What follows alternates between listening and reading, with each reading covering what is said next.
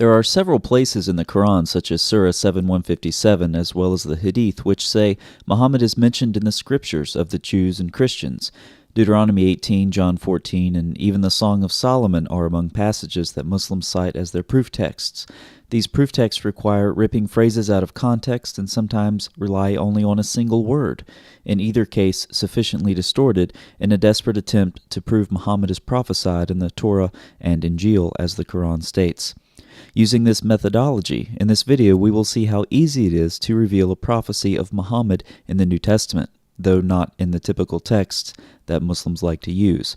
Jesus says in John 16:2, "In fact, the time is coming when anyone who kills you will think they are offering a service to God." Given Jesus is speaking here to his Jewish followers, we will look at some cases in Islamic history where Muhammad commanded Jews to be killed as a service to Allah. The prophet set out for Khaybar and reached it at night. He used to not attack if he reached the people at night till the day broke.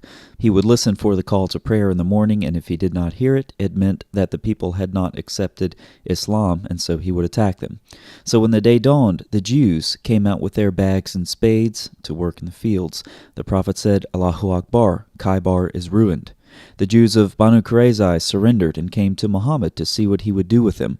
Muhammad allowed his companion Sa'd to pronounce their fate. Sa'd said, "I give the judgment that their warriors should be killed and their children and women should be taken as prisoners."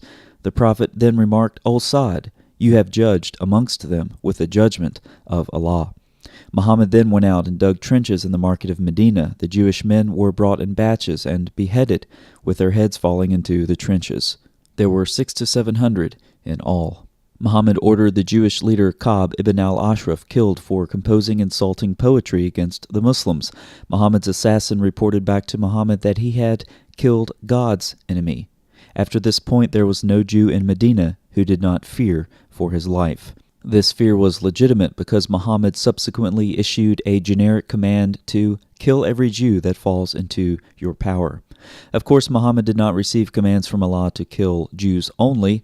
It applied to idolaters in general. "I have been commanded to fight the idolaters. If they bear witness to La ilaha illallah and Muhammad is his slave and messenger, then their blood becomes forbidden to us."